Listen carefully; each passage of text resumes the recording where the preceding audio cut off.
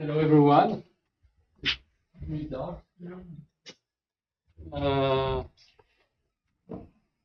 Hello everyone. So welcome again. I rewrote here some formulas that I wrote last time. So the recursion that we have for the volumes for Val-Peterson volumes, Mirza's formula written in Laplace transform. And below the recursion formula for counting quadrangulations of GNDG surfaces with n boundaries. You see there, the recursion formulas are extremely similar, but with slight small differences. What are the small differences? Well, in the formula at the top, we take a residue at 0. In the formula for quadrangulations, we take residue at plus or minus 1. That's the difference. Also, in the formula at the top, we have the first two, so two of the variables in the formula are z and minus z. Whereas for quadrangulation, it's z and 1 over z. So it's slightly different. Observe that the involution z to minus z has 0 as a fixed point, whereas the involution z to 1 over z has precisely 1 and minus 1 as fixed point. So it's not an accident. So it's general. But and also there is a kernel k, and the kernel k is not the same for Val-Peterson or for quadrangulations. For Val-Peterson, we take this form, so there is 1 over z0 square minus z square, whereas here we have 1 over z0 minus z minus 1 over z0 minus 1 over z. So again, you see that this involution, z to minus z or z to 1 over z, seem to play a role. You see that indeed this has a simple pole at z0 equals z, and z0 equals 1 over z. Whereas here, this has a simple pole at z0 equals z, and z0 equals minus z. So again, there is a general structure behind that. And then there is a function of only z. And here also there is only z involved. And well, here it was a sine function, and here it's another function which is a polynomial of 1 over z. Basically, this is the ingredient. So this function will be really what differs from one problem to another problem, another enumeration problem. And so for each problem you are interested in, you will have to choose another function. And this is the notion of spectral curve. Now, before we going to the full generality, I would like to present another problem, another example. And so this is, it was in chapter 1, part 3. And my example comes from random matrices, and it's called GUE, which means Gaussian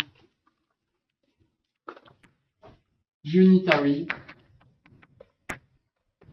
ensemble. It was, I think, reintroduced by Eynard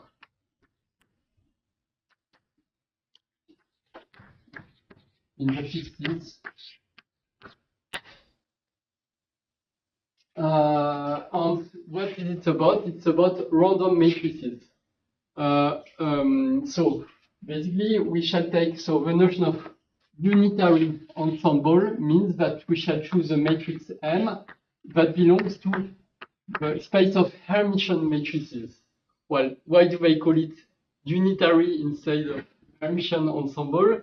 It's because every Hermitian matrix can be diagonalized by unitary conjugation. So the group of symmetry of the associated to the space of Hermitian matrices is the unitary group. That's why it has that name. So we shall take a random matrix in Hn. What do we? And then we shall take it with a Gaussian probability measure. And what is the probability measure? First, we take the Lebesgue measure on Hn. So let's call it the Lebesgue measure So Lebesgue measure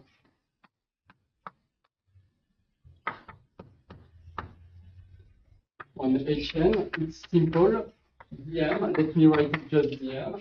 It's just the product from I from 1 to n of dmii times the product from I more than j, from 1 on n, of, well, leave some space here if you copy. Well, wedge. These are wedge products. Well, basically, it's just the product of Lebesgue measures of all real elements of a matrix. Well, it's nicer to put 2 here. It gives nicer formula.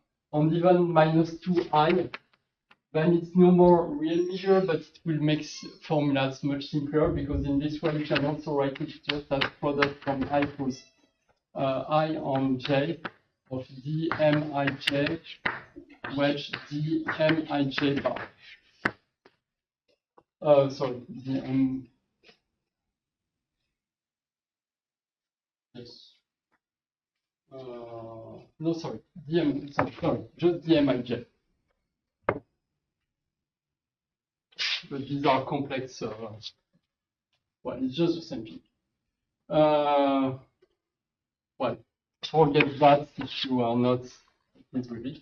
So now what is the measure? We shall consider the measure. So we shall put the measure e to the minus n over 2 twice of m squared dm.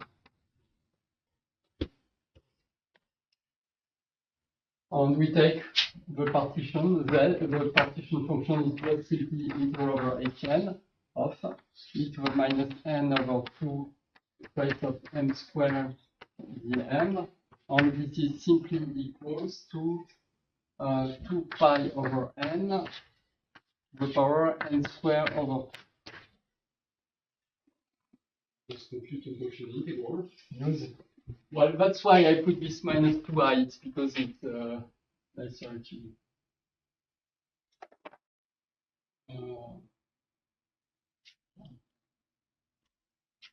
Okay. No, sorry. Let me put a minus 2.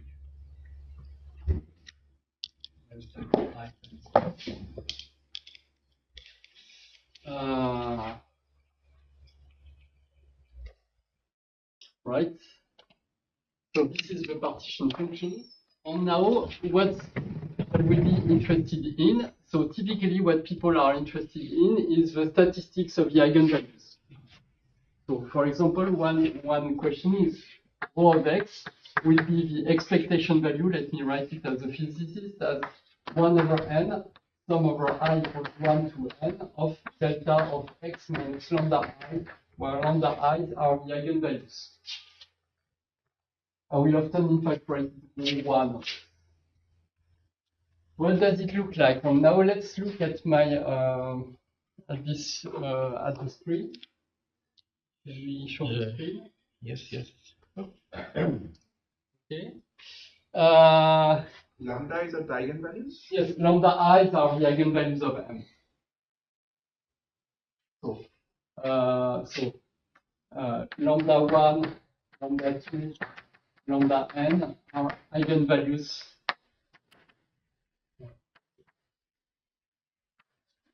So, if n is random, then the eigenvalues are also random variables. And the density, the empirical density of eigenvalues is also a random variable. It's a random density, and you take its expectation value, and that's your rho 1. And what does it look like? In fact, people are interested in Argent. So what does it look like? So here in this, on this screen, you see I have a small program. It is on my web page. You can read the address here. It's on my personal web page, and there is a tab gallery, and inside it there is a random matrix generator. Okay. So here is a 3 by 3 n equals 3, And these are the three eigenvalues of, so let me, okay. When you use the pointer, you cannot click.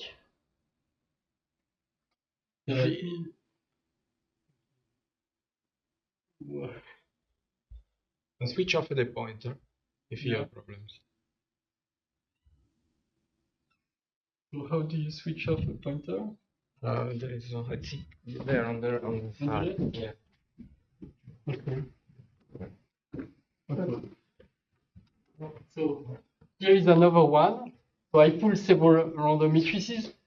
So the blue circle, the blue line has its boundary between -2 and 2. Okay. Do you see the pointer when I move here the mouse? Yes. Yes. Okay. So this is -2 and this is 2. You see here in this example, one eigenvalue is between -2 and 2, and one eigenvalue is lower than -2, one eigenvalue is lower than is higher than 2. But if I take many examples, you see that most of the time, all the eigenvalues are between -2 and 2, very often. But sometimes, of course, since they are random, sometimes they are outside of -2, 2. Okay. Now, let me take a matrix of size. What were you changing before? Sorry? What were you changing before?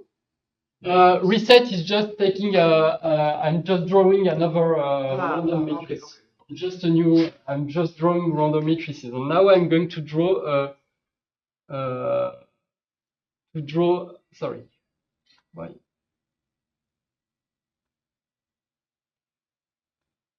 It doesn't seem to work. This goes No, up. it's an A. You wrote 3A. Oh, sorry.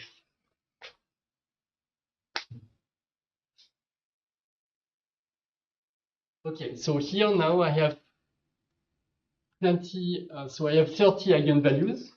And you see that most of the time they fall into -2, 2. And now let me draw many. It will probably be slow. So here, okay, so I have now drawn 11 random matrices. Let me take much more.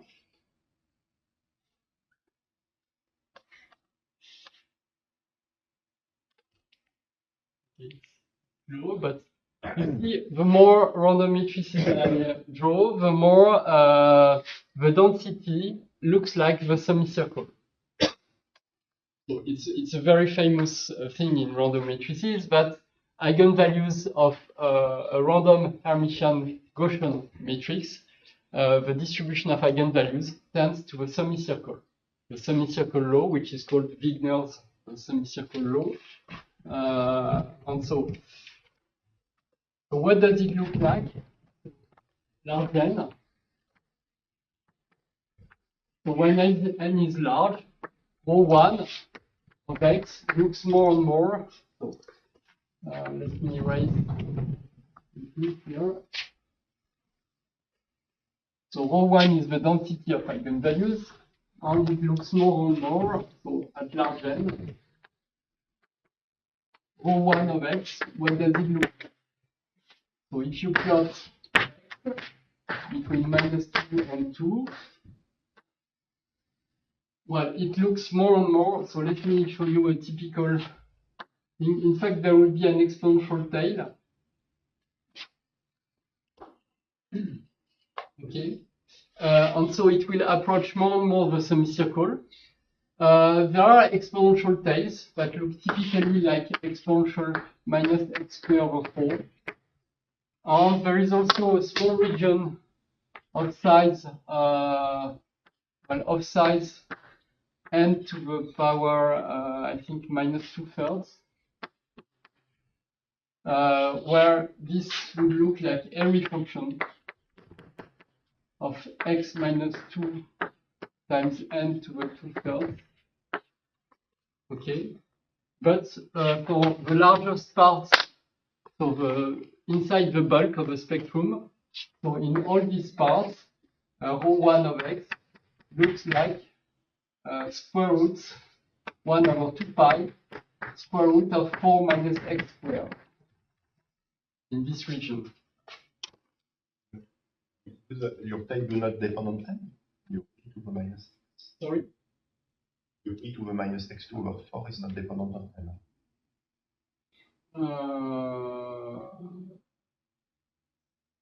Yes, it should be dependent on n. Oh, sorry. Indeed. Well, of course, for n large, it's exponentially small. You're right. You're right. Of course. In the literature, when people refer to the bulk, referring to the eigenvalues in the middle of the limiting density at large n? Is that what the term bulk means in general? Yes. Yes. So bulk means in the central region, so where you really have density. On the outside, basically, it tends to 0. So the bulk will be between -2 and 2. So here you have that. Then you can ask the question, what would be the next order correction? And you will find that the next order correction will be in 1 over n squared times, and I think this is, as far as I remember, 1 over 2 pi, 1 over 4 minus x squared to the power 5/4 plus, okay. I hope I get it right. Plus, and in fact, you will find a series from g equals 2 to infinity of n to the minus 2g. And let me call it OG1. Basically, this is 1, 0, 1. This is rho 1, 1. Okay. So what is the subscript 1 on rho plus epsilon? So I will explain in a second. It's the fact that we take the function of one eigenvalue, and later I will start to looking at correlations of 2 eigenvalues, 3 eigenvalues, and so on. And I will end with the correlation function of n eigenvalues. Sorry, it converges if you take a 2 minus epsilon and something No. like that in A. No, it doesn't converge. Okay. No, it does not converge. Between -2 and 2. Sorry, this is strictly inside an interval. So that's for x belongs to -2 plus epsilon on 2 minus epsilon. For epsilon fixed independent of n. Of course, you see that when x is very close to 2, this becomes really large. It's bad. The approximation will be bad if you are too close to 2. When you are very close to 2, you should take the Airy function approximation. So if I want to do a numerics, I have to relate this epsilon to n, right? Yes. Physical control. No. You should keep. Yes. Take an epsilon of the size n to the -2/3, typically, if you want to do the two behaviors. Yeah. Sorry. Yeah. Can you please explain a bit more about this epsilon? I mean, what do I have to do? Well, the approximation, this asymptotic, is not valid if you are really very close to -2 and 2. So you need to you choose an interval inside -2, 2, and then you take large n. So you must exclude -2 and 2 before taking large n. But shouldn't the limit approaching 2 from left and right be the same, like using Ari from one side and the row 1 from the other? Yeah, it's symmetric. Everything is symmetric. Oh no, well, okay, approaching 2 by above or by below is slightly different. Not continuous? So it's not symmetric. I mean, you have basically here you have some high density, and here you have some low density. Okay, thanks. But -2 and 2 are symmetric. I'm not sure I understand. So this is for the density. Now we can ask the same question for correlations. of eigenvalues. So that's where we start to see the n. Sorry. So if we take the finite end result, for example, now we're using orthogonal polynomials, and then we expand at large n, we obtain a series in 1 over n, which is this series, right? Yeah. And then the Airy function would be like non-perturbative corrections to that series in If you n. want, yeah. Yes. And also the exponential tails. And also there are some small, even inside the series, there are some small oscillations which are also non-perturbative corrections. Typically they are exponentials.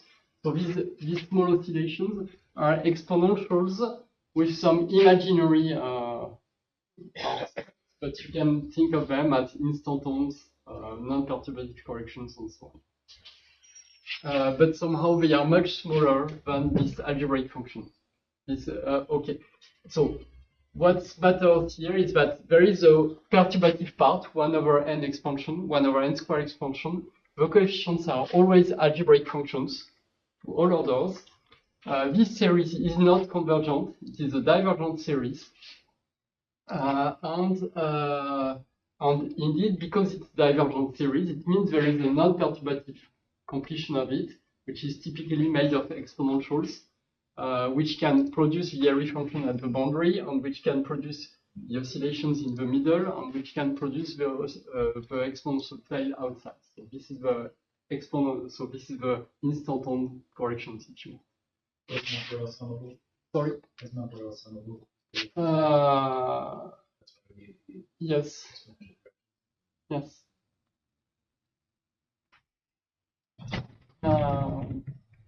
Okay.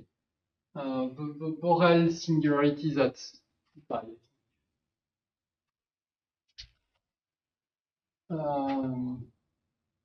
Okay, so the correlation, so let me start by looking at ρ2 of x1, x2, which is basically the probability that there are two eigenvalues, one at x1 and one at x2 jointly. I mean, the probability that there is an eigenvalue at x1, so I can write it in this way.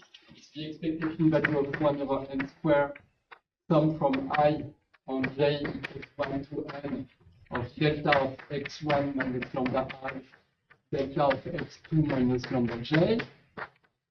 But I like to look at the connected correlation function, so I will subtract minus ρ1 of x1, ρ1 of x2. So that's called the cumulant or the connected part of a correlation function. You subtract just yes. So let's look at that one. And again, you can see how it depends, how it behaves at large n, and you will realize that it behaves like ρ2 of x1, x2 will be typically a certain function ρ02 of x1, x2 plus 1 over n squared ρ12 of x1, x2 plus sum over g equals 2 to infinity of 1 over n to 2g rho g2 of x1, x2. And you can generalize to n-point correlation functions, and again take the cumulant. So you subtract the products of make subtractions. Okay, so you can study that, and what you observe is that to each order, each term here is an algebraic function of x1 and x2. And typically with singularities at x1 equals plus or minus. So it can be computed. I want, in fact, to, instead of, I didn't want to rewrite that. I want to go to, so instead of looking at densities, it's much simpler to look at what's called the resolvents. And the resolvent is also called the Stieltjes transform of the density. So let me say this. So resolvent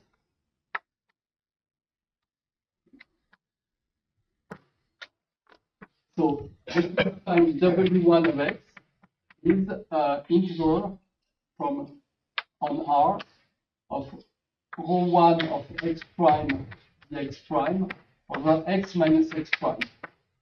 So you see this will be, this is defined for x does not belong to support O.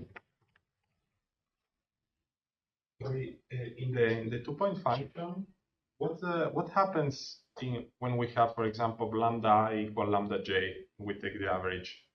Because that's the probability. Somehow it will be killed by this term here. No, well, no. I mean, this can happen, yes. This could happen. Okay, but the probability density of that is 0. Yes. Because you have the Vandermonde, Yes, which is yes. antisymmetric. Yes. Okay. It happens with probability 0, which means it can still happen, but okay. Sorry, one more question. In the strictly n goes to infinity limit, is there a continuum description of this row? Sorry. In the strictly n goes to infinity limit, Yes. is there a continuum description? Continue. Like instead of summing over I and j, is there an integral formula like a continuum? Well, that's more or less what the features transform are going to do.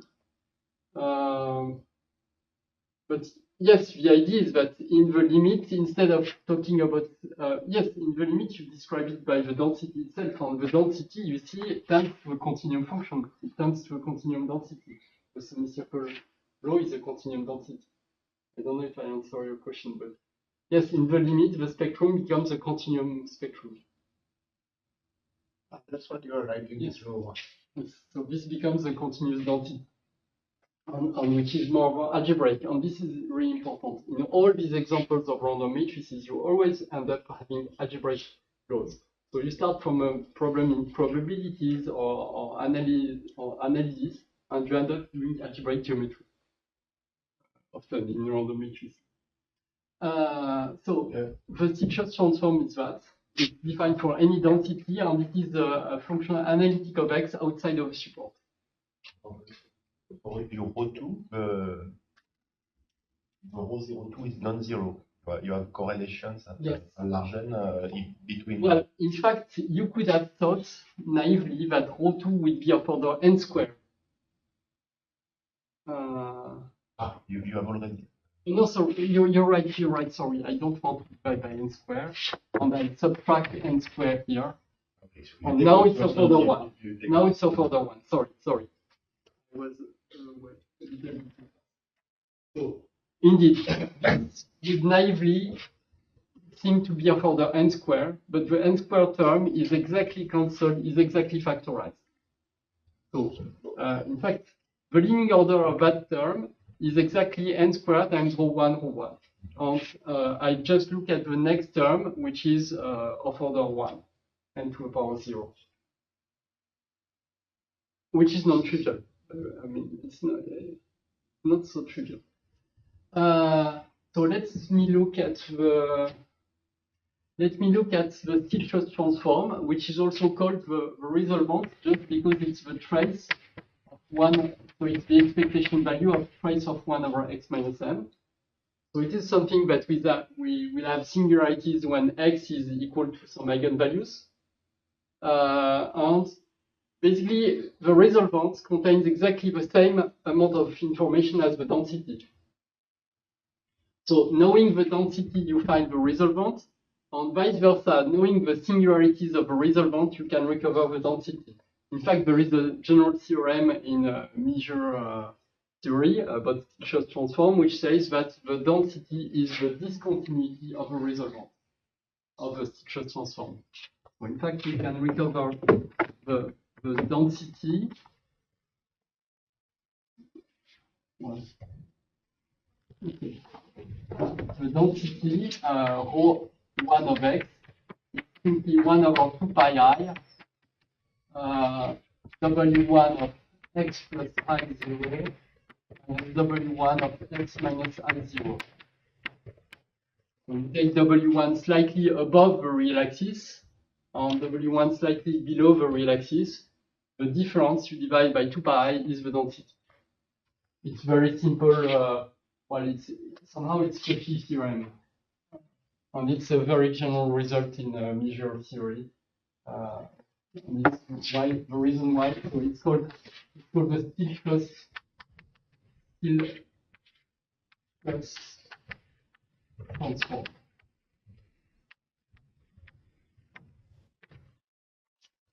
So knowing the density, knowing the resultant is equivalent. Exactly the same transform, great many people call Hilbert transform.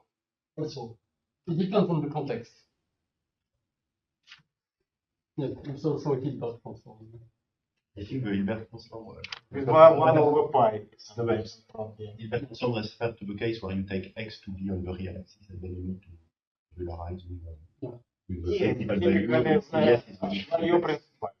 But you can define. but here you take it to the context. Well, here I'm not. I'm just doing some introductory thing, and I'm just considering that there is just a discontinuity. I don't consider the case of principal value. So typically, if the density would have atoms, you would have to change a little bit that formula. Sorry, are resolvents algebraic functions too? Well, no, but the large n expansion, the coefficients will be algebraic. And so, indeed, so let me now talk about the large n expansion. Large n.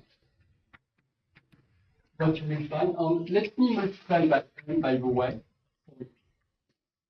Sorry, if I didn't multiply by n, I would have, because rho 1 was a 1 over n sum of eigenvalues. But let me multiply by n, and then this is just the expectation value of the French.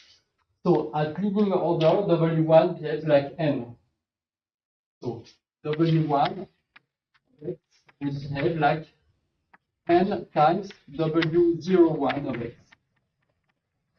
Plus, on the next term will be 1 over n squared times that, so it will be 1 over n W11 of x plus 1 over n cubed W21 of x, and basically it would be sum over g equals to 0 to infinity n to the 1 minus 2g Wg1 of x.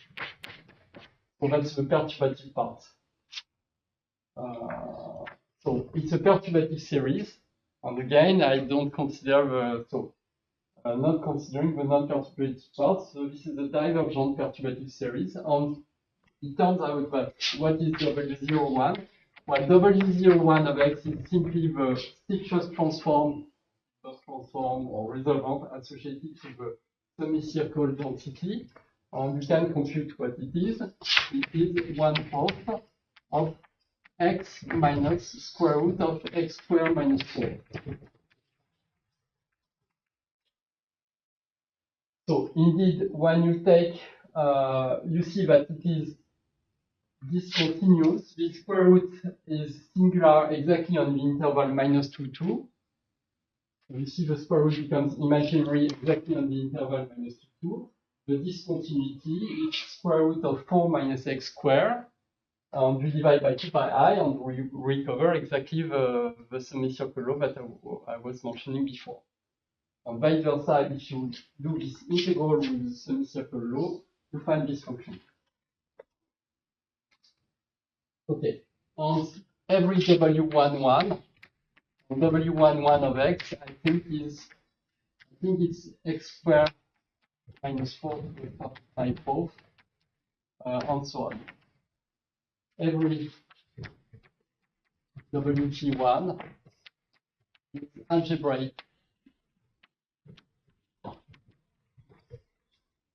Is an algebraic function.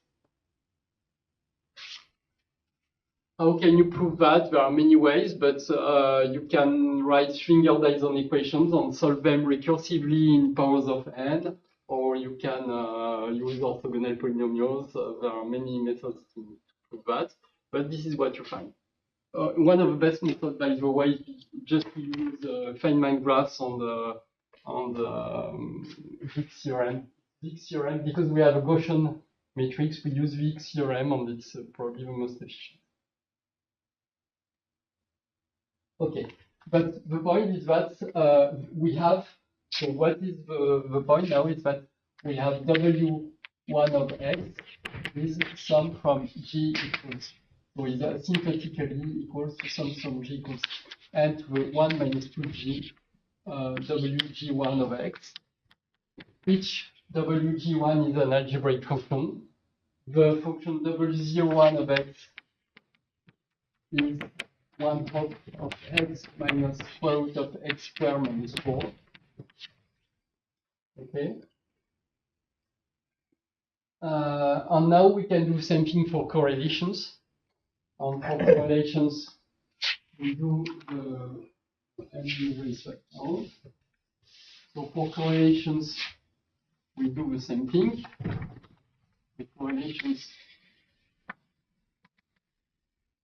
we do the same thing. Wn of x1, xn will be either the expectation value of twice of x1 minus m, twice of 1 over x2 minus m, twice of 1 over xn minus m. And we take the cumulant, so that means we subtract the product of expectation values of various species. Okay, so so for example, for W2, we take the expectation value of a product minus the product of expectation value. And for W3 and so on, there is the general cumulant formula that I will not write, but it's the same idea. It's like a covariance.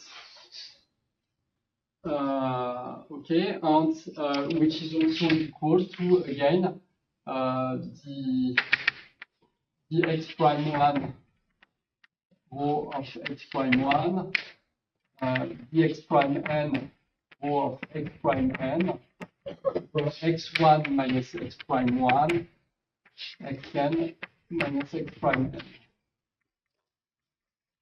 So it's the multiple Stich transform. There is a question of André in the chat. The same semicircle law, yes, for GOE and GSE, yes. So the leading term is the same for, in fact, yes, because if you look at my my web page, but don't show it now. We'll show it.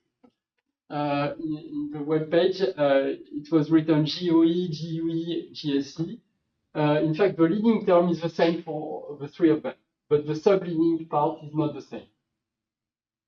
Okay, to answer your question. So the semicircle is the same. So now, what is the large N? For large N,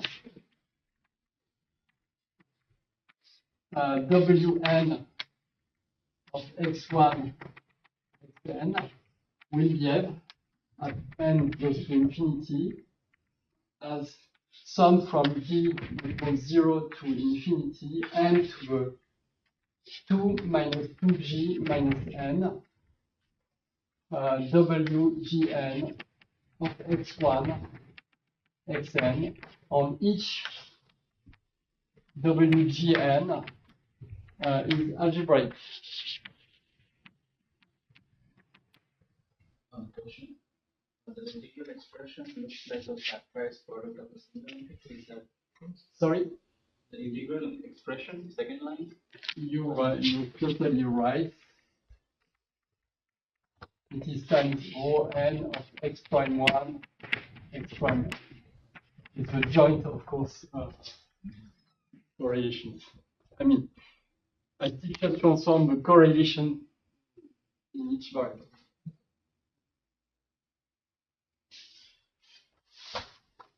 And vice versa, knowing Wn, you easily recover rho n by taking discontinuities in each variable. Okay, so each Wgn is algebraic. So now the question is, how can we compute all the Wgn's? And guess what? It will look very much like that. It will be again a topological recursion. So before doing that, I just want to tell you what is W02. That is the leading term of the two-point function. So remember that W02 of x1, x2 is the limit when n goes to infinity. Sorry. No. Before doing W02, let me show you a trick. Sorry. So here, let's look at this function W01. Let's look at this function and make a change of variable. The Zhukovsky change of variable. So instead of using the variable x, you see, because we have x, square root of x squared minus 2 and minus 4 and so on, it's useful to write x as z plus 1 over z. Because when you do that, you see that x squared minus 4 is z squared plus 1 over z squared plus 2 minus 4. So you recognize that this is z minus 1 over z to the square. Which means that the square root becomes z minus 1 over z, so the square root becomes rational in terms of z. That's nice, because then W01 z is simply 1/2 of z plus 1 over z minus z minus 1 over z, and this is simply 1 over z. So in the end, let's write W1 of x as y. Y equals 1 over z, and x was z plus 1 over z. And by the way, just observe that x equals y plus 1 over y. Let's multiply everything by y, and you see that it satisfies the algebraic equation y squared minus xy plus 1 equals 0. So let me write it in this way.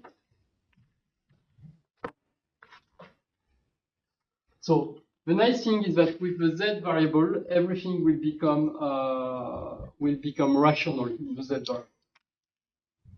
And vice versa, the z, so if you want to invert, you see that z is 1/2 of x plus square root of x squared minus 4. This is the inversion of that formula.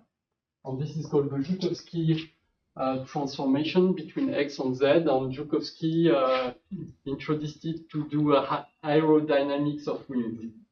It has the advantage that in the x-plane, the segment minus 2, 2 in the x-plane is mapped to the circle in the z-plane.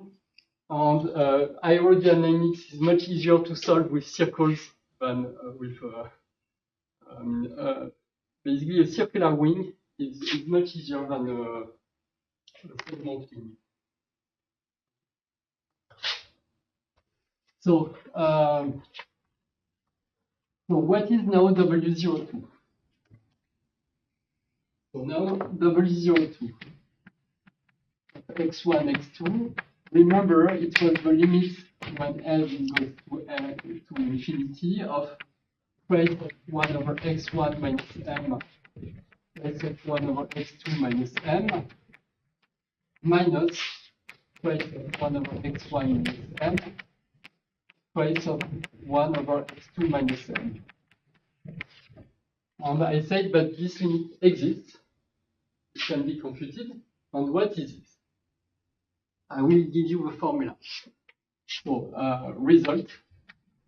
I don't ask you to prove it, but result is the following. Again, it can be proved by various methods. But the result is the following. I'll leave some space here. So it is, in fact, the easiest way to write it is as the derivative. No, let me first write it in this way. 1 over, and so I will write that x1 is each xi is 1 of is zi plus 1 over zi. I will use this change variable, and I will write things in terms of the zi's. z1 minus z2 to the square, and z1 over dx1, z2 over dx2, minus 1 over x1 minus x2 to the square. So this is the result. You can also observe that this is over dx1, d over dx2, of log of z1 minus z2 over x1 minus x2.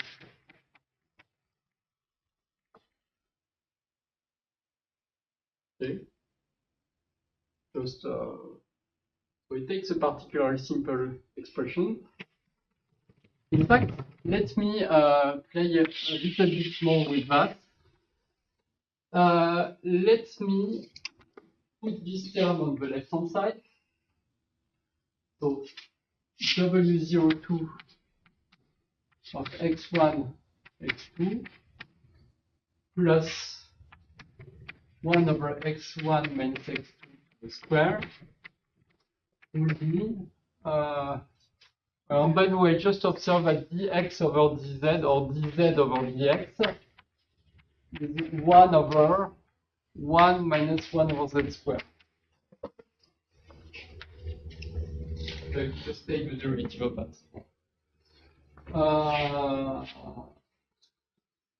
So this is equal to 1 over z1 minus z square, z1 square minus z2 square, so z1 minus z2 square, dz1 over z1, dx2, dz2 over x2. But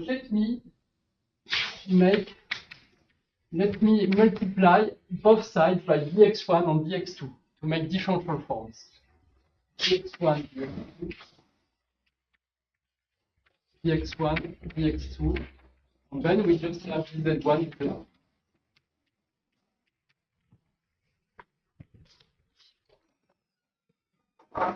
It's nicer.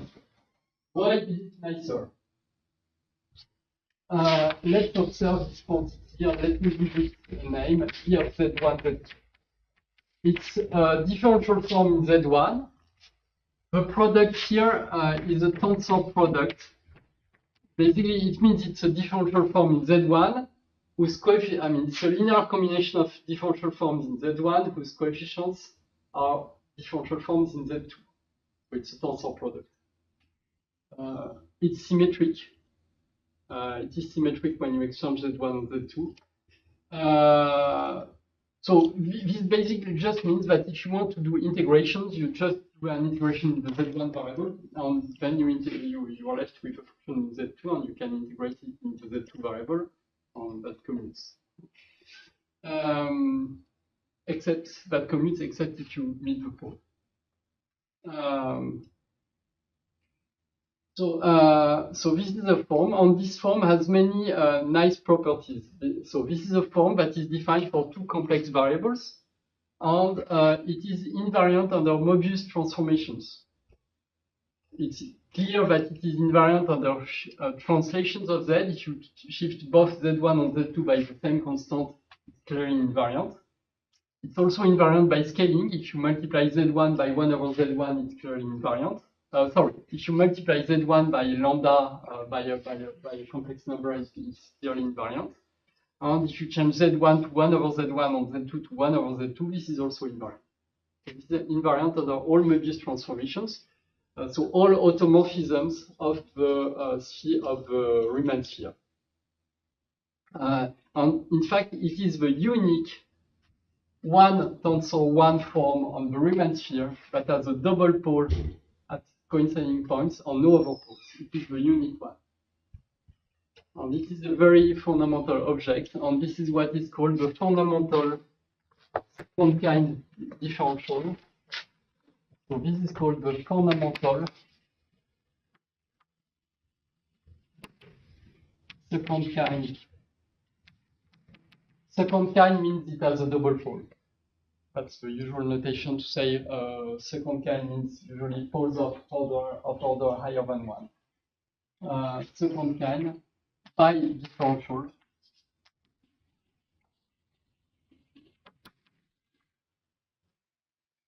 And that's what I referred to last time also as the Bergman kernel.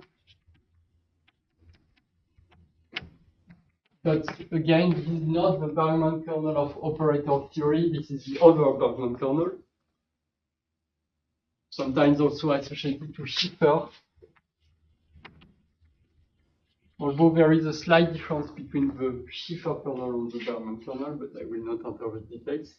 But it turns out that for the sphere, the Bergman and the Schiffer kernel are the same. And so basically, what you find is that the W02 is the Bergman kernel in the Z variables minus the Bergman kernel of the X variable. And this is always the case. This would be the case for every random matrix model, for almost every problems where you have topological recursion. It will always be the same. That W02 will be the Bergman kernel minus the Bergman kernel of the X variable. It's always the case. And it's often not so easy to prove. But the final result is always the same. It's always simple. Sorry, so what do you mean that this will always be this kernel? Like this kernel for what? For a different Riemann surface? What do we think? So basically here you have a Riemann surface, and it will always be the Bergman kernel of your Riemann surface. But how is this Riemann surface? I mean, that we just defined that change of variables. W01 will tell you what Riemann surface you have. And then W02 will always be the Bergman kernel associated to that one on W01. So I have to find some variables in which W01 is equal to 1 over Z? No, it's not. No, the important thing is not 1 over Z. It's just that the Z is a global parametrizing variable of your curve. On Y, what is important is that Y is meromorphic and X is meromorphic. So you have to find a variable in which both X and Y are meromorphic. So I should substitute in the algebraic equation, I should substitute instead of Y, I put W01. Yes. Okay. And then the Bergman kernel on the Riemann surface defined by this will give me W02. Okay. So now let me write it here. So W02 of x1, x2. And let me give a name to that thing here. Let me call it omega 02. And you see that instead of using the variable x1 and x2, let me use the variable z1 and z2, because you see that a function which is expressed in terms of x has square roots, it is multi-valued. But written in terms of z, mono-valued. And the multi-valuedness just comes from the fact that for a given x, there are two values of z that correspond to the same x. So as a function of x, it's multi-valued, but if you write it as a function of z, it is mono-valued. So let me write everything in terms of z1 and z2. And omega 02 is a differential form now in z1 and z2. It is rational in z1 and z2. And in fact, it is simply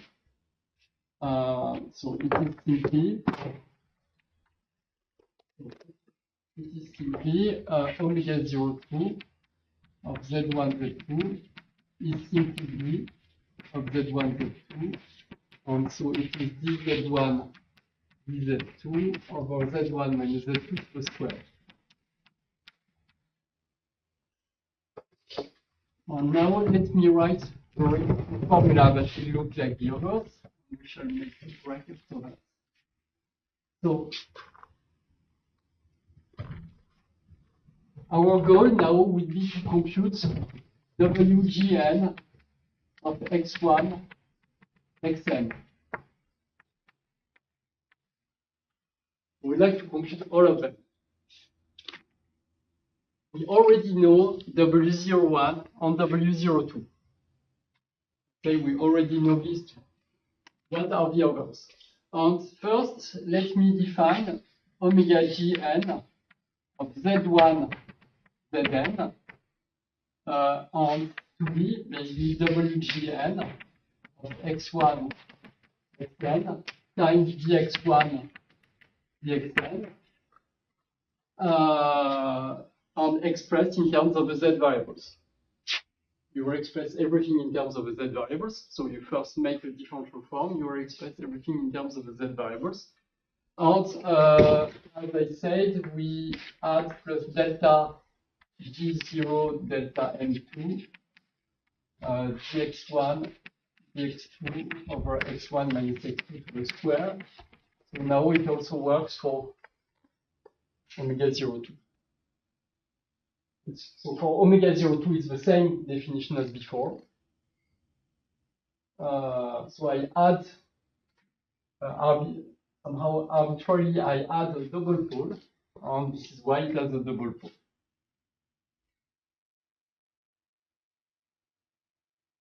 Should you add for different indices just for proof x1 and x2? Sorry? You have this added term with x1 and x2. Yes, but there is a delta n2. So, I mean, this term is there only for n equals 2. Oh, I see. So For the other values of n, I don't add anything. yes. Okay, I do it only for W02, this extra term. No other term. You take covenant. Here, this is the covenant, and it's just a rewriting of this function in terms of a z variable, and after multiplying by the dx to make it a differential form. Why do I want to make it a differential form? In fact, when you think of this Hilbert or Stieltjes transform and all that, you realize that whenever you want to extract correlation functions or densities, you have to take an integral. You always have to integrate them. And in fact, it means that their true nature is something that can be integrated. It's to be a forms. I mean, they are not functions, they are forms. And so it's why it's useful to put the dx. And if you really start to think of how they behave under changes of variable, you realize that they change with the Jacobian to the power 1, and they are forms. Stieltjes transforms change with Jacobian to the power 1, they are forms, not functions. Very often people do not write the dx, because it's clear what is the dx you're using. But here we are interested in the possibility of doing changes of variable. And it's more natural. Basically, whenever you take the dx into account, the formulas will become simpler. You could not put them, it's a matter of choice, but then you will have more terms in your formula. So what is now the recursion formula? Let me write it this way. Wgn plus 1 over the theorem is that Wgn plus 1 of z0, z1, zn is sum a equals plus minus 1, residue z equals to a, k z0, z. In fact, it will be exactly the same formula I've written here for quadrangulations. Omega d minus 1 n plus 2 z 1 over z z1 zn plus this sum. Well, let me write it. Let me not rewrite it. Okay, it's the same sum as here. The only difference is the k. On k, z0, z will be given by this formula, 1/2 integral from z prime equals minus z, z of d of z0, z prime times 1 over y of z minus y of 1 over z times x prime of z dz. Okay. Few remarks. There is something really strange with dz in the denominator. It may seem very strange to have a dz in the denominator, but remember that in my omegas here, I defined omegas as differential forms. So here you see that there is a z on the 1 over z, which means that there is a dz coming from there, another dz coming from there. So in fact, this thing contains a dz to the square. So when you multiply it by k, you divide by dz, then so this product, this times this, is proportional to dz. It's a one form. So it's not that bad to have a dz in the denominator, because here you add a quadratic differential times the 1 over dz. This makes a differential. And then it's then you can take a residue of a differential. Remember that a residue is like an integral. Residues make sense only for differential forms, not for full. Again, if you want to change that. So this is the formula, and where y, here in this example, y is just this, and x is just that. In fact, if you think about it, the formula for quadrangulation was exactly the same, with x and y be written here. And by the way, the same omega 0, the same b.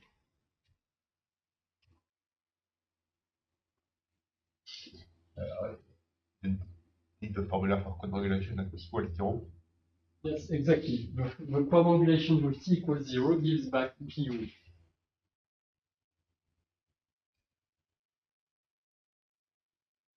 These are all symmetric functions of Exactly. Which is not obvious from this recursion formula. In this recursion formula, Z0 seems to play a role different from Z1, Z2, Zn. But you know that you were computing something symmetric from the beginning, so if this formula is correct, it will always be just something symmetric. In fact, in the next hour, I will tell you that even if you don't know that you are computing something symmetric, the result is always C. Okay, let's have a break now. So the point is really to see that we get the same recursion formula as we got from for Weil-Petersson volumes, or we got from quadrangulations. Always get the same kind of formula, and now we are going to see how general this can be, and then there will be more examples. Maybe if there are some questions, it's a good moment to ask. So to recover exactly Mills-Kani's recursion, so the kernel of like 1 over sine pi c, what is the meaning of? I was going to say it. So for Mirza-Kani, you have to choose x equals z squared and y equals minus 1 over 4 pi sine 2 pi z. This is Mirza-Kani, and this is not really an algebraic curve. Y is an analytic function of z, but not an algebraic function of z. So what matters is really analytic, not algebraic. So we just resume. So to summarize, we have seen 3 examples on which we have almost the same recursion with some small differences, but let's try to see what is the general framework that we can put for which all these 3 examples will fall on this general framework. And the question?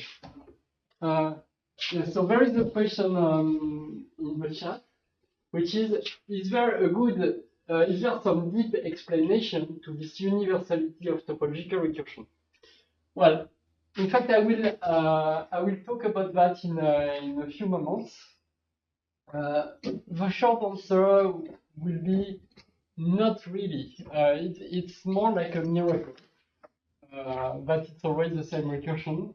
Well, okay, we have identified many ingredients that lead to topological recursion, like Virasoro constraints, integrability, well, many cohomological field theories, I mean, many various ingredients or some types of Finger-Dyson equations can lead to topological recursion in different contexts, but I mean, nobody has really a fully satisfactory answer to that, and I would say also it's related to what's called mirror symmetry. But let me talk about that in a moment. Which one am I going to erase? I'm going to erase that. I think one example on the board will be enough. So let's go to chapter 2. Chapter 2, which is the general topological recursion.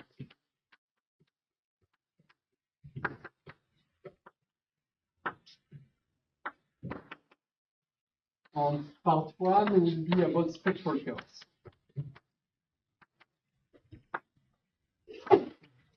So you've seen that in these examples, what we needed is to have this function x, y, and this v. So basically, the spectral curve will be the data of this object. Spectral curve, S typically will be the data of an Ellipson space, a function x of z, a function y of z, on the differential form b of z1, z2. Well, I just need to say what z, the variable z, where it belongs. And in all these examples, z was just a complex variable. And in fact, in all these examples, z was living in C. Not exactly C. It was somehow you see that everything was also at infinity. Y and x have poles. They don't have essential singularities at infinity. And the fact that they have poles at infinity means that in fact we should consider them as meromorphic on the C with the point compactified at infinity, which is called the Riemann sphere, which is also called CP1, the complex projective plane, which is also called, well, which is also C with a certain compactification at infinity, and which is also called the Riemann sphere.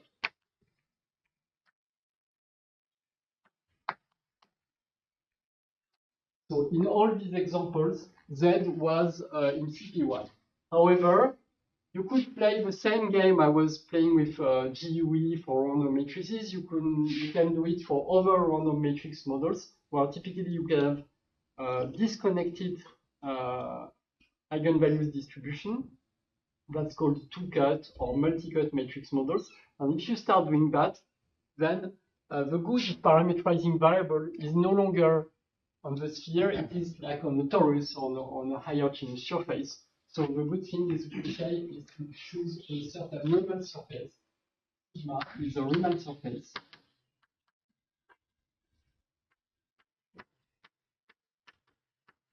And basically, it's the one to which the Z variables will belong. So in many of our examples, this was CP1, which is C plus the point at infinity. And x of z was a meromorphic function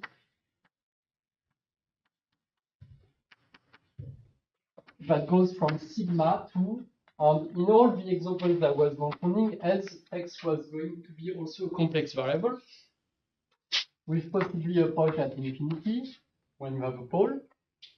And so it was again CP1, but this could be replaced again by another Riemann surface, which I call sigma 0, which is a Riemann surface.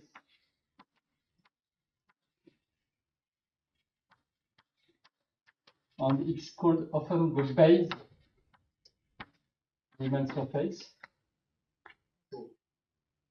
And in all these examples, the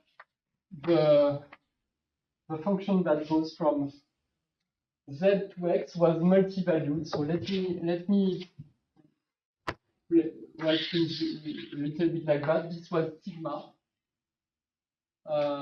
This was sigma 0 here, let's say it's the sphere, and the map x goes from there to there, and typically it can be multi-valued. So for a given x in the base, we could have several points in sigma. So it's not the map which is multi-valued, it's inverse map. Yes, the inverse map is multi-valued, exactly. In fact, it's a ramified, x is a ramified covering. So x is a ramified covering map. X from sigma to sigma 0 is a ramified covering. So that's what we use in all cases. Then y of z was a meromorphic function. Or in fact, it's more interesting to say that y of x, y of z times dx of z was a meromorphic one form. The reason is that the notion of dx, it's really, dx really exists only when sigma 0 is the complex plane. But on other Riemann surfaces, the notion of dx is not ambiguous, whereas a one form is not ambiguous. So in fact, well, when sigma 0 is a Riemann sphere, we can always define y to be the ratio of this one form by dx. This is related to the fact that there is a bijection between the complex plane and its cotangent plane. And the cotangent plane of a complex plane is in bijection with the complex plane. Okay, these are deep algebraic notions. I don't really need to go into there, but somehow it's just equivalent to say, do you want to use y or y dx? It's equivalent. In fact, in almost all applications, I will choose sigma 0 to be CP1. And so then dx is well defined, and y is just the ratio of y dx divided by dx. But if you want to go beyond CP1, you need to consider only y dx has a meaning. Y and dx do not have separately a meaning. Okay, it's subtle things, but I just want to mention that. So for CP1, you can really forget the dx. On B of Z1, Z2 is one tensor one form on sigma cross sigma. So it becomes Z1 belongs to sigma, Z2 belongs to sigma. Symmetric with a double pole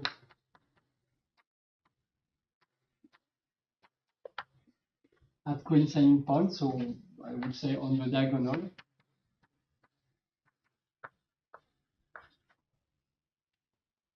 And with coefficient 1, and so which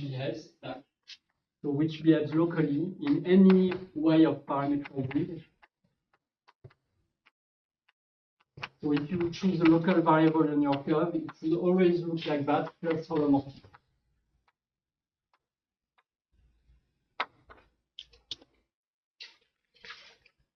So this is what these are the ingredients that are needed to run topological recursion. So let's do like that. So these are the ingredients we had in our examples. So a spectral curve is basically the data of all these elements. And you have to, and you see that in each of the examples I gave, we had sigma was TP1 in all my examples, sigma 0 was TP1 in all my examples. X was either, so in some of the examples, for example, in the Zari's case, X of Z was Z squared. Whereas in the GUE of a map, X of Z was, so in GUE it was Z plus 1 over Z, and for maps, for quadrilateration, it was gamma times Z plus 1 over Z, where gamma was a certain number. Well, okay, these are just examples. You can have plenty of other examples. You show it's hidden behind the blackboard. You write B. Well, well, it was with a double pole, so let me write it.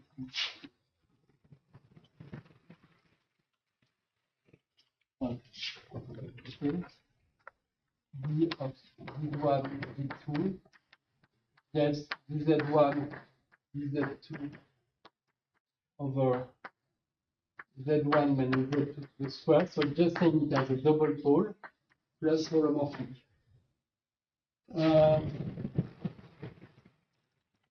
This is in any local parameterization. And you can see that this form is invariant, this behavior is invariant under change of parameterization. I mean, if you change z to f of z, this will take the same form.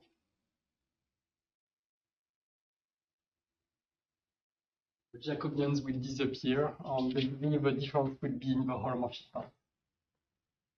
Okay. So just 3 examples of x that we had. And for the y, for Mirzaani, we had, as I said, we had -1/4 pi sine pi z. Whereas here we had y was 1/z, and here y was 1/gamma z minus 2 gamma cube over z cube.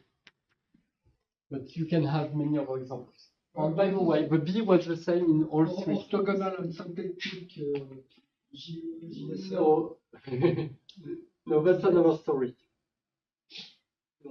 Orthogonal and symplectic do not satisfy. Okay. In fact, they do satisfy the same recursion, but you have to extend a little bit the notion of spectral curve to non-commutative objects. But that's really another story. So this is really only for the unitary transformer. And just, in fact, for orthogonal or symplectic, you don't have an expansion in terms of 1/n², but you have also odd powers of n. So they do not do that unless you find a good way of doing it. But I'm not going to do that in the lecture. Since sigma is a Riemann surface that usually comes with a complex structure. So Yes. all these things as for a particular choice of complex structure, the spectral club that you have. Well, okay, if you want to go into more algebraic geometry, in fact, you can think that you could choose things a little bit differently. You could choose sigma to be just a surface equipped with a ramified cover on a Riemann surface. And then the pullback of the complex structure of sigma 0 will induce a complex structure on sigma by pullback. So this is really how it should work. And indeed, when you vary x, when you vary your ramified cover, the complex structure will vary. Good question. Usually, the multiplication of one form is the wedge product. So I insist, if this is not a wedge product, this is a tensor product. It's not a wedge product. Think of differential forms valued. So differential forms in the first variable valued in differential forms of the second variable. So it's not a wedge product, it's a tensor product. On this symmetry. So now let me go to, so now we want to study what are these a equals plus or minus 1 on this involution that we have here. So, so the a equals plus or minus 1 are in fact just the ramification points of the curve. They are the points where you have ramification. And one way to, so ramification points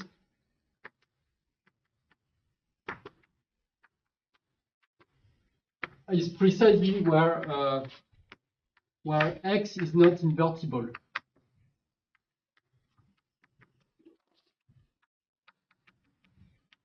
Typically, they are the points where dx is 0.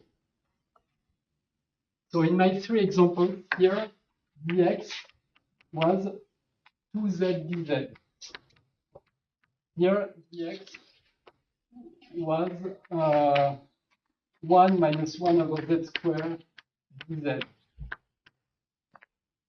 So you see this dx vanishes at z equals 0, this dx vanishes at z equals plus or minus 1. And let me call R equals the set of ramification points.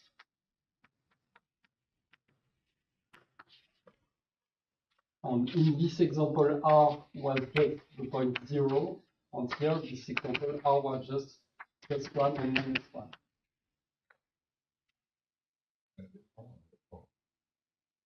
The first case, x of z equals z2, you have also ramification point at infinity. You also have at infinity. But in fact, I will take only the finite. Okay. In fact, the ramification point at infinity is not going to play a role. So you're right. The ramification point. No, sorry. Dx is not 0 at infinity. It's infinite. 2z dz is not 0.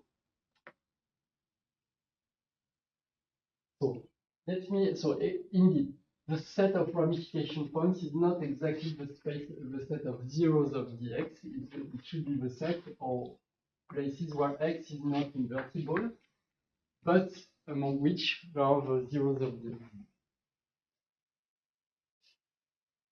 Okay. You're right, and I don't want to enter these considerations now. I will take only the zeros. So let me take a subset of the ramification points that are the zeros of x, which is what happened in all these examples. And by the way, in Mirza-Ramis formula, if you start to take also the residues at infinity, you will have a problem because you have the function sine pi z. But in other examples, when you take typically zeros at infinity, in fact, the residues will be 0. Very often.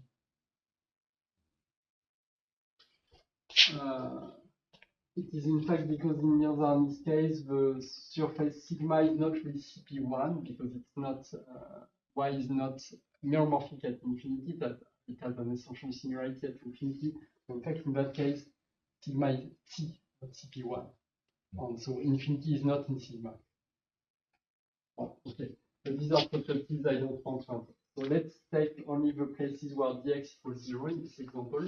And let me assume in this lecture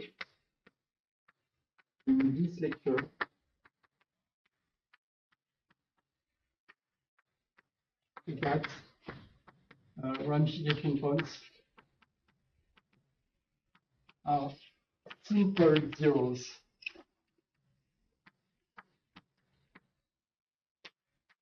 of dx. So dx vanishes to order 1. This is an assumption that I will make now. In fact, we have defined topological recursion for higher order ramifications, but this is beyond the scope of this lecture. Introductory lecture, I will keep only simple zeros. Okay. Just because this is easier.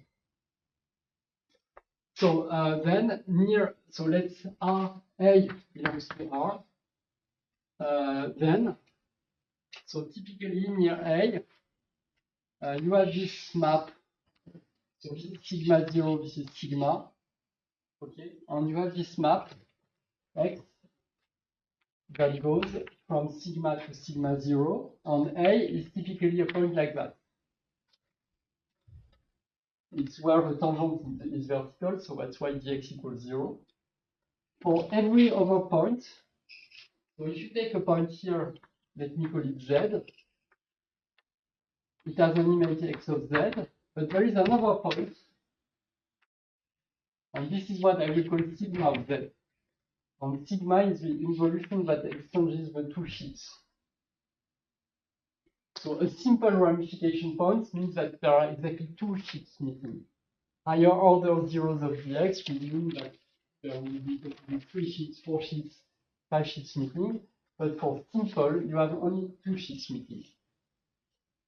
And there is an involution that exchanges the 2 sheets locally. However, this exchange can be local. Imagine that your spectral curve is in fact a higher order rami, is in fact a degree 3 cover. So that for each x, you have 3 points above x. Because the ramification point is simple, in the neighborhood of A, you only have 2. By definition, and let me call it sigma A. So near in the neighborhood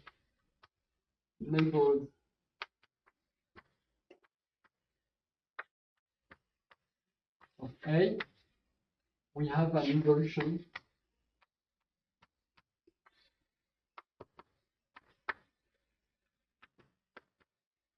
sigma A, and which is such that x of sigma A of z must be equal to x of z for every z in this neighborhood. A must be a fixed point, sigma of A equals A, and we also want that sigma A is not identity.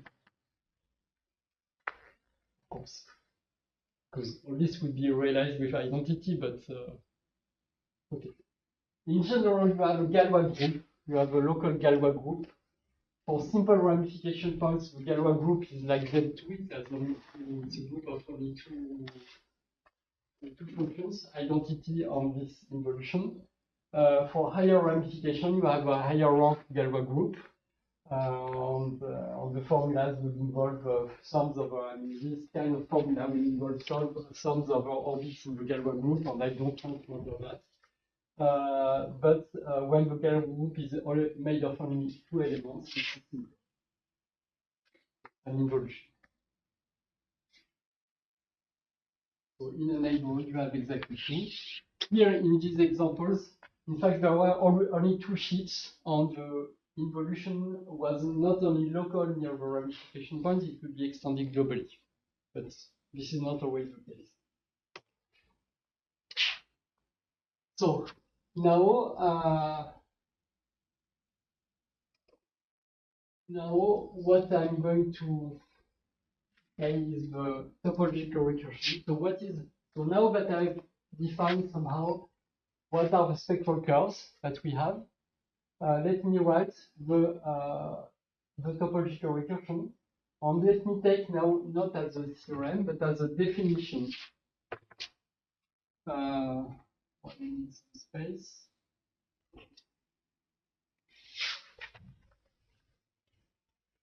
Well, I can erase that.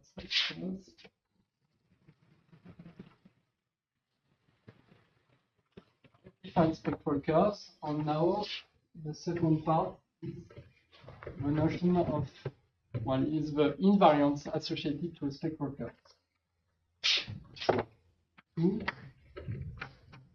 Let's read the topological recursion.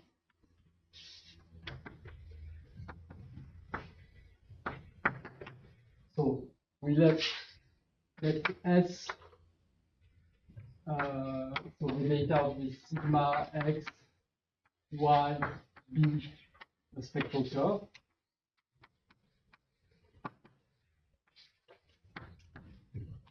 Then we define, on that, let me call them the TR invariants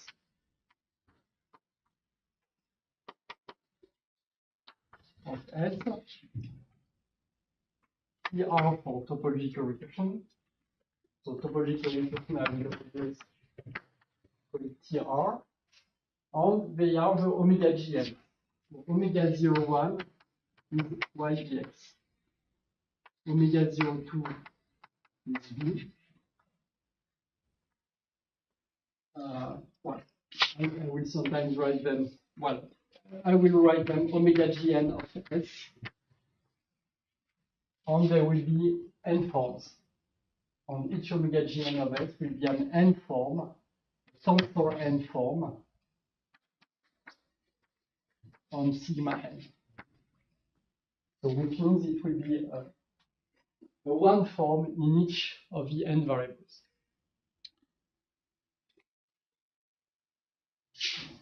So omega 01 is just YX, omega 02 is B, and then by recursion, and then for 2D minus 2 plus n strictly positive, and n strictly positive, we define by recursion omega Gn plus 1 of Z0, Z1, Zn will be given by the same formula as before. Sum over A belongs to R. Residue Z goes to A.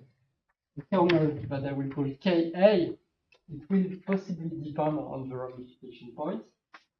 Z0, Z. And then the right hand side will be exactly the same. Omega G minus 1 n plus 2 of z, then sigma A of z, then z1, zn, plus sum g1 plus g2 equals g I1 I2 equals z1 zn, no 0, 1, on the product of omega g1 1 plus I1 z I1 omega g2 1 plus I2 sigma A of z I2.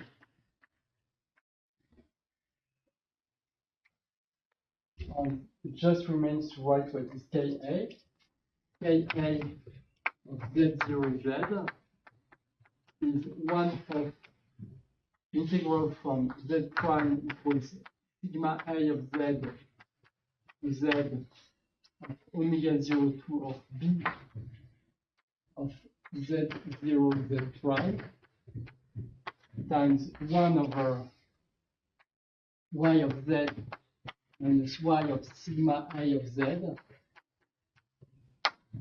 times dx of z.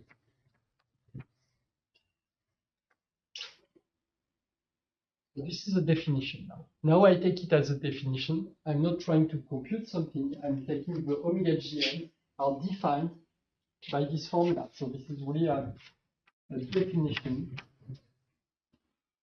And what we have seen before in the examples before is that the omega gns defined in this way do coincide with the omega gns defined from a matrix or from Peterson volumes or for modulations. So in all these examples, provided that we choose the correct spectral curve. Basically, in all these examples, there was a choice of spectral curve such that the PR invariants are the correlation functions or generating functions we were interested in. The question that was asked on the chat by André Doros is related to that. For an enumeration problem, is there always a spectral curve for which this will happen? We don't know. Or vice versa. Take your favorite spectral curve and start computing the omega gns. Do they compute something interesting? It turns out that very often, yes. So,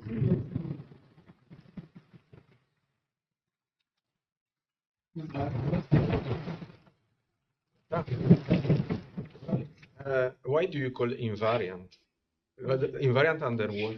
Okay, they are, well, first, one reason is that very often they recover things that are already called invariants, like Gromov-Witten invariants, like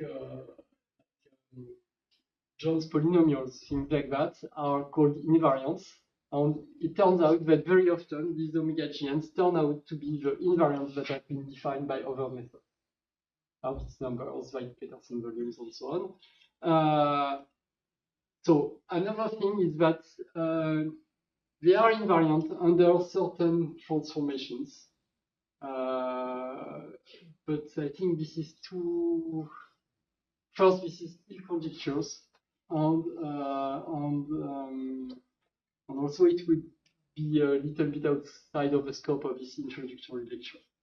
But somehow they are really objects associated, so these forms are really associated to a curve, and they now characterize the geometry of that curve.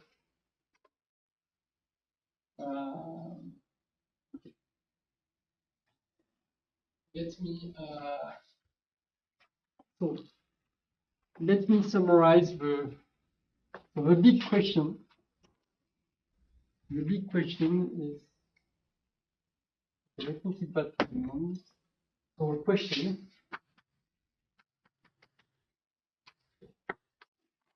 so you can look at it in two ways.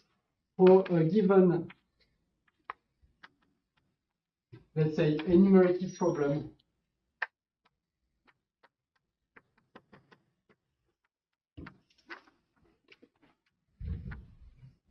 is there a spectral curve such that the omega GNs of that spectral curve are the generating functions of the enumerated problem.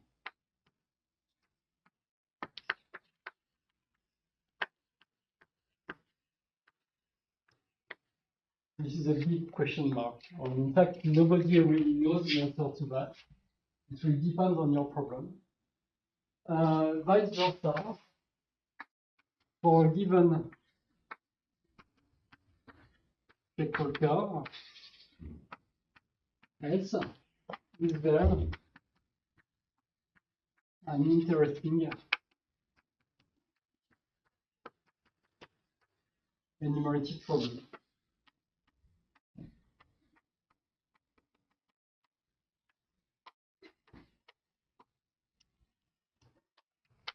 In fact, we know better the answer of the second question. And also, these questions are really related to what would be called neural symmetry, because the enumerative problem is often related to the notion of what's called an A model. And a spectral curve is something that has a complex structure, and it is often referred to as the B model. So this language comes from string theory, where you have A model string theory, B model string theory, and somehow they are related by that. And so is there a link between an A model and the B model? And in string theory, this is called the neural symmetry. So do we have a kind of generalization of neural symmetry for all these kind of things? So this is a question. More or less open on for many examples. The way to find, so if you have your enumerative problem, the way to find the spectral curve is very often trial and errors, or intuition, physical intuition, whatever you like, but you have somehow to rely on just intuition, just try something, maybe it will work, maybe not. Maybe you first have to do a Laplace transform before it can work or something like that. So how many explicit examples are known where you know both of these, the spectral curve? Really a lot. An example is all Gromov-Witten theories of Calabi-Yau threefolds that have toric symmetry. All of them. For all of them, you have a Calabi-Yau threefold on this side. This Calabi-Yau has a mirror, which is known by Ori and Vafa, which is basically related to a curve. We have a mirror curve, and it turns out, and it is proved that the topological recursion on the mirror curve reproduces the Gromov-Witten invariance on the initial Calabi-Yau. So this makes really a lot of examples. Almost every random matrix problem also fits in that. Almost every enumeration of maps, prolongulations, triangulations, Potts model, Owen model do fit in that. Almost many things that are related to integrable systems, not invariants like Jones polynomials, Humphrey polynomials fall in this framework. So that's really a lot of examples. Too many to discuss here in the lectures. Harvit's numbers. Sorry, so the initial data for the topological recursion is both this W01 and W02. Yeah. But I thought I understood, maybe I didn't understand correctly. I thought before we were saying that omega 02 is fixed once we have omega 01. Nearly, up to small ambiguities. Typically, omega 01 will give you a curve. And if it's not the Riemann sphere, it could be a torus or higher James Riemann surface, for example, in multi-cut matrix models. And then you still have to find omega 02, you have to make a choice of A and B cycles, for example. You have to choose the basis of cycles. So just knowing omega 01 is not enough to really have omega 02. You need a choice of basis of cycles. Which will break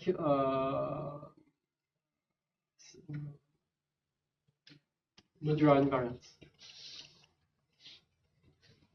And so, for example, if I take the GUE, then omega 01 is a semicircle law, and omega 02 is 1 over. Then this is unique.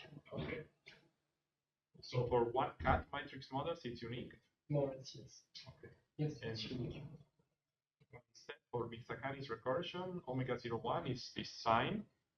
Yes, but the x relives on CP1, x is z squared. And in fact, to find the omega 02, you just need x, you don't really need the y. You need this, sorry? You need only the x to find omega 02, you don't need the y. So for the x, it's CP1, and you take the omega 02 of CP1. And it's unique. And B, in that case, is not 1 over D1 minus Yes, D2 it squared. is. So even if omega 01s are different, they still give the same B. They have the same B. This is what you could call universality in matrix number. They have the same B. And we know in this case what are these conditions for two omega 01s to have the same B. Just the same complex structure. On this Riemann surface. So that the ramified cover induces the same complex structure means the same B. The B depends only on the complex structure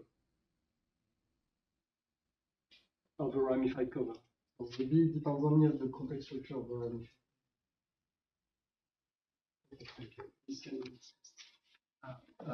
One dumb question, because of the example that you just got about this Calabi-Yau three-fold with toric variety, these Gromov-Witten models. Sorry? The Gromov-Witten models that you were talking about.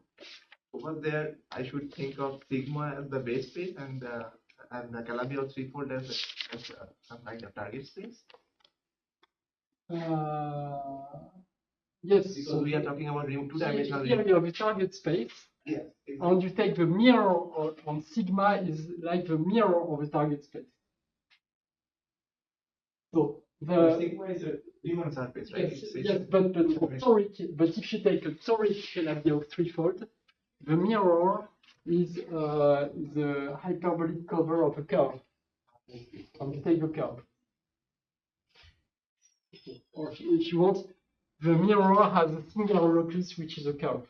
And you take the singular locus. Indeed, the mirror is three-dimensional, but you just keep the singular locus. Basically, you have a localization that will localize everything on this singular locus. And the proof is long, and it's not straightforward, but it's good. For toric cases, it's been proved. It is believed that it also works for non-toric, but then nothing is proved. And in fact, for non-toric, it's even hard to just have a mathematical definition. The answer for the second question, so the reverse question, is a little bit better known. In fact, there is a recipe, completely canonical recipe, given a spectral curve to somehow build up a string theory, or in fact a cohomological field theory.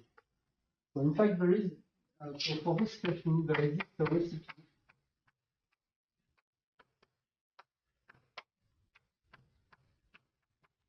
to build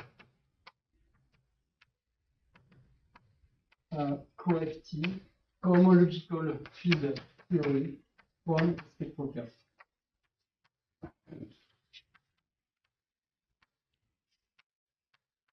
Well, this was introduced in my paper in 2011, and then in a very well-known paper with the DOSS in 2000. I don't remember if it was 12 or 13. It was 2 years ago. So there exists a canonical way to build, and so what it means is that the omega GS of S can always be written, so there always exists a space of G surfaces with n boundaries, and let me call it MGN of S, whatever that means. It needs to be defined, but it's something quite simple. with a certain class. Let me call it lambda because it's a little bit like the Hodge class. And the Hodge class is often defined as lambda, so it's a kind of differential form. So it is a certain differential form that depends on your spectral curve, such that you have that. And this is always the case. So you can always build a space of surfaces, a moduli space of surfaces associated to your spectral curve, and you can always build a differential form on this space of surfaces such that this is the case. Well, it can be very abstract when I say it, but it turns out that the formula for lambda is in fact extremely simple. And this is an extremely useful formula because this computation, it may look very abstract as I say it now, but the way to compute these differential forms for sigma is in fact extremely simple. But I will do it probably. Now, let me a little bit, so it's nearly time, but let me just give you very shortly another example. So let me start by, so this is the two, I think this was 2, 3, it's an example. Called Airy curve. And then we start going towards the notion of quantum curves. WKB, and many other concepts that will be interesting. And let me just take the following curve. Sigma 0 is CP1. Sigma is also CP1. X of z equals z squared. And y of z equals z. And b of z1, z2 is dz1, sorry, y of z equals z. dz1, dz2 over z1 minus z2 to square. So it satisfies the equation y squared minus x equals 0. If you want the simplest of all possible ramified curves, x, y. This is the simple ramified curve you can think of. What are the omega GNs associated to that curve? And let me give you some examples. So you compute omega GNs. Let me give you some examples. Omega 1, 1 of z. And I really encourage you to do the computation from the recursion formula. It is minus 1 over 4 over 16 z squared dz. It's the differential form. Okay. Omega 03 of z1, z2, z3 is minus 1/4 of dz1 over z1 squared, dz2 over z2 squared, dz3 over z3 squared. Now, I forgot to mention the invariants defined by this recursion are always symmetric, even though the definition was not symmetric. You can prove by recursion, of course, that the result is always symmetric. It's not trivial from the definition, it's a theorem, but it's proved by recursion, and it's always true. This is for any spectral curve. So yes, for any spectral curve. Now, so before, basically, when we started with matrix models or maps or so on, we knew in advance that we were going to get something symmetric. But now we don't know in advance, but it turns out that yes, we always do that symmetric. dz1 over 1 over 4, dz2, dz4, z1 4, so z1 square, z2 square, z3 square, z4 square, times 3 times sum I equals 1 to 4 of 1 over z I square. I like to write it in this way. Okay, you can check that every omega gn, and in fact every omega gn of z1, zn will be, in fact, will belong to Q of 1 over z1 squared 1 over Zn square times dz1 dZn. And in fact, if you multiply by -1 to the n, you will realize that they are always positive coefficients, just empirically when you compute them. And You that's missed the square. so, I guess that you missed the square and the omega 0,4. Omega 0,4. yeah, of course.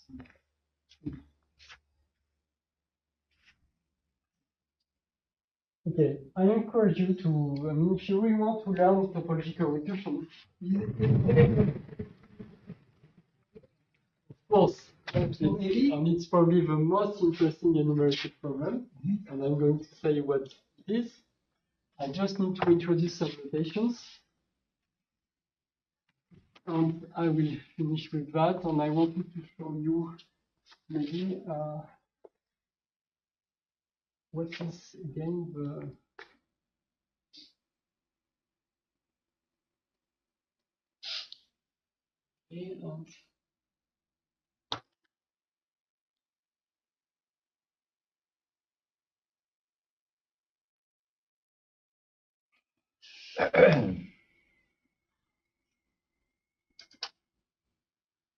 can we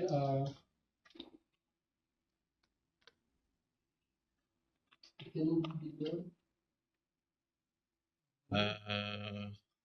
Yes, bigger. Bigger than that, I cannot. So this is an example of a notebook. You have to go on the full screen there on the computer. But I don't know how.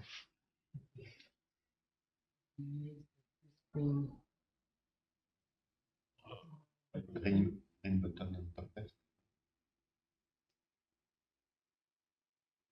Yes, but there is The three buttons on the right of the there is no full screen. There is no full screen. Yes, on the right of Zoom, you have one step more there. That is full screen. no, yes, but it says. Oops. But then you can do zoom. Yes. Okay. So just to say that I have a notebook. So that will, and you see that what I did in this notebook is to show that this curve, you see this is the same writing here, will be related to the solution of the Airy equation. And this is a notebook to just check. And just let me show you the beginning. So in my notebook, I have, so this is the spectral curve, but okay, this is not the important part. So now you see this is 0,3. This is what I wrote. I don't write the DZIs in the notebook. Okay. So everything should be multiplied by the DZIs. I write only the coefficients. This is the FGN. Sorry, FGN here. Sorry. So omega GN is what I computed, and FGN means I integrate each variable once. I take the primitive in each variable. This will be useful for the subsequent formulas. So this is 1, 1, omega 1, 1, so -1 over 16 Z4. And let me show you many others. Like this is omega 0,4. Sorry for the warnings of some depreciation warning, but okay. This is omega 0,4. And this is omega 0,5. It's another rational fraction. This is, for example, this is omega 1,4. Okay. But basically, you just press the button to get all of them. This is omega 1,5.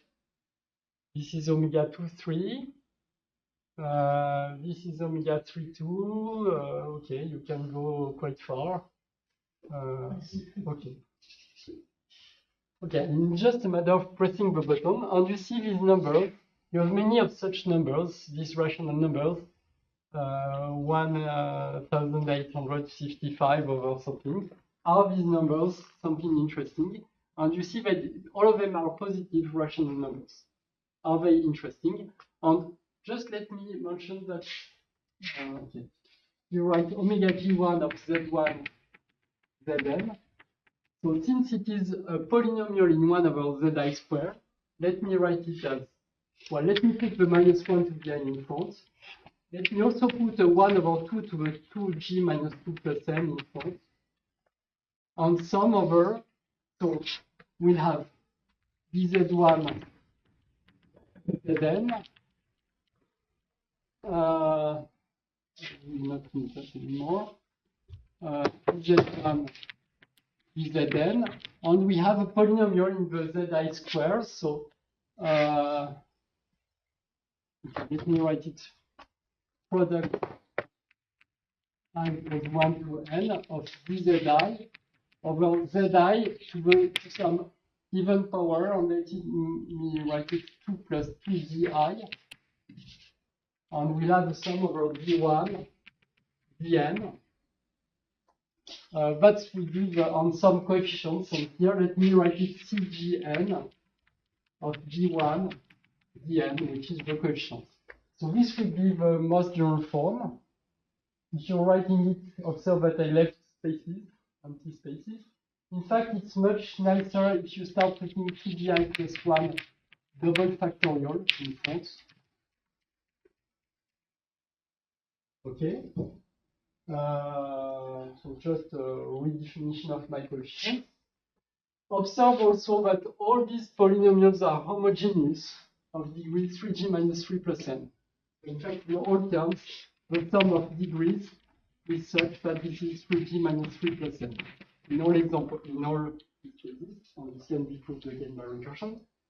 And then you have these coefficients. So you can compute these coefficients. So according to what I said here, for example, C03, the only coefficient which is not 0 is when the sum of degrees for g equals 0 and equals 3, the sum of degrees has to be 0. So if only this coefficient is not 0, and it's 1. C04, and typically a coefficient that is not 0 is this one, it's 1. And C11 of 1 equals 1 over 24. And you can compute all of them.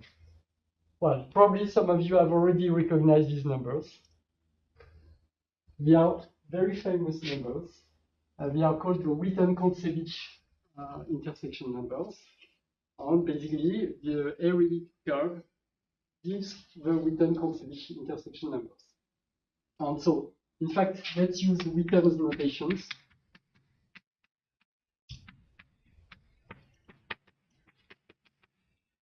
So, which is this coefficient Cgn of d1 dn. We can write it in this way: tau d1, tau dn, so tau d2, tau dn, d. Well, the n has somehow disappeared in the notation, but the n is the number of factors in this product. So you have n terms in this product, so the n is there. You can read the n by just the number of terms. And so Witten introduced these numbers in the context of algebraic geometry, of intersection theory.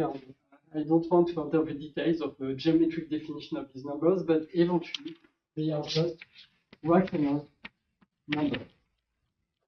They are rational numbers, and they play a very important role everywhere in mathematical physics. They are always there, hidden behind any enumerative problem like correlation, triangulations, random matrices. They are there. They are in many WKB expansions. They are there in many places. Think of them a little bit like Bernoulli numbers. They play a universal role, and you want to compute them. Sorry, I didn't understand what are these taus. Could you explain again? It's a notation. So this is a notation. Okay. We can introduce them to be homology classes. Cohomology classes in a certain space. But here, just take it as a just remove this. Tau is just like a symbol. Writing this is like writing this. Just think of that. So if you want, this is tau 0, tau 0, tau 0, which is 0. And so which very often we write this way. So this is tau 0 to the cube times tau 1. And this is tau 1 minus 1. And so on. So this is just a notation, but just what I want to show you is that topological recursion computes that. Let me go back to my web page here, and I have an intersection number computed. So you can see this this intersection numbers computer in my web page. Basically, it uses this formula, which is called also cut and join. It uses the topological recursion, which is also called cut and join in the context of intersection numbers. And for example, let's go to genus 3. And let's try to find some degrees whose sum should be 3g minus 3 plus n. So 3, 3, 2, 1, 1. So help me. Sorry, I need.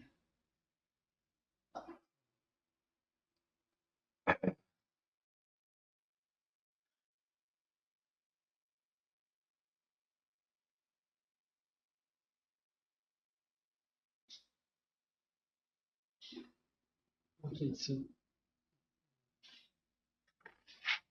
no, how do you get the comma? The keyboard is the wrong one. Okay, but maybe it would work also. No. Okay, it's the M. Okay, this one will work.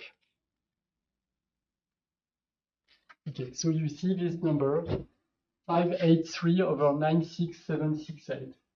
Okay, that's the value of the intersection number. So topological recursion is one way to compute them. In fact, we then propose another way, which is to use the KDV tau function to compute them. But you see, intersection numbers are the coefficients of the KDV tau functions also. So that's why I say they play a very universal important role.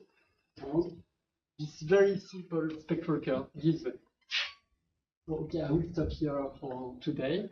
Next time I will talk about another example related to, I will go more and more towards the notion of, so you see here I was saying this will be related to the Airy equation. So I will try to explain that next time to show that. And I will try to show that with other spectral curves we shall find other equations than the Airy function, and for example, Pareto-1 equation. So I will show you an example of spectral curve where you get Pareto-1 equation instead of Airy function equation, and many examples like that. So thank you.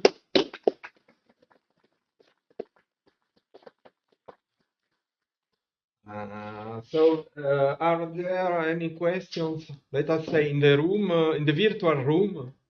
You can take the microphone and ask questions if you want, or down the chat. No, there. I was trying to read the questions, but apparently some people did not see the screen. No, that was a few minutes ago. That's fixed. And so in the room, okay. So, for example, for the Airy case, I mean, we have this expansion in 1 over n, and then the Airy function is like the finite n result, basically. Or you compare to random matrices. Yeah. Well, no, in fact, it's not finite n. You remember there was this scaling by n to the power 2/3.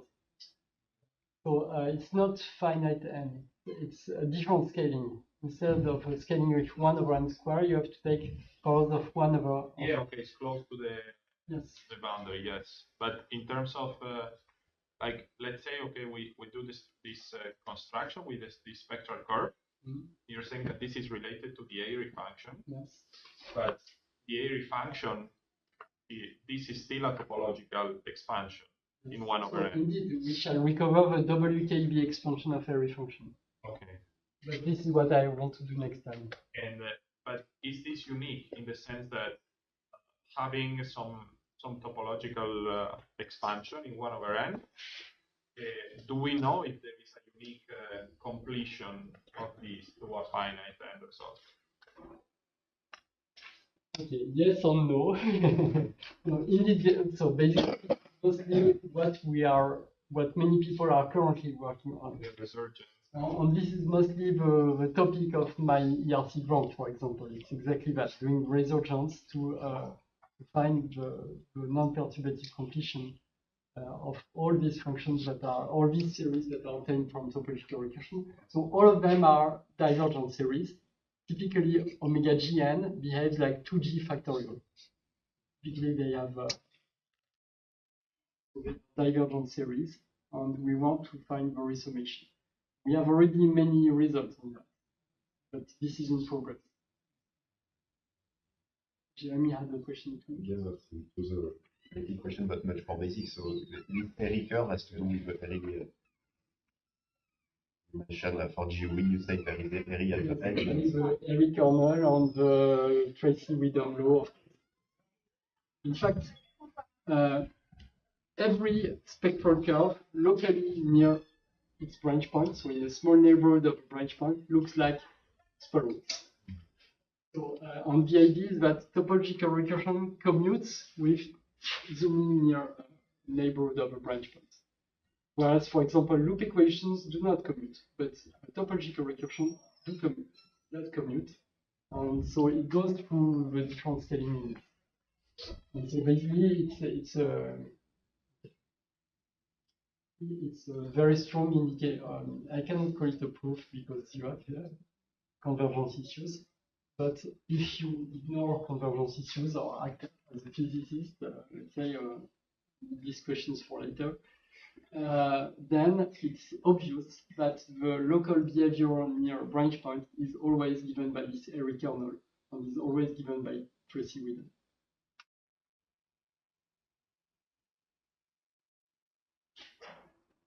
More questions? No? Okay, so thank you, Bertrand, again.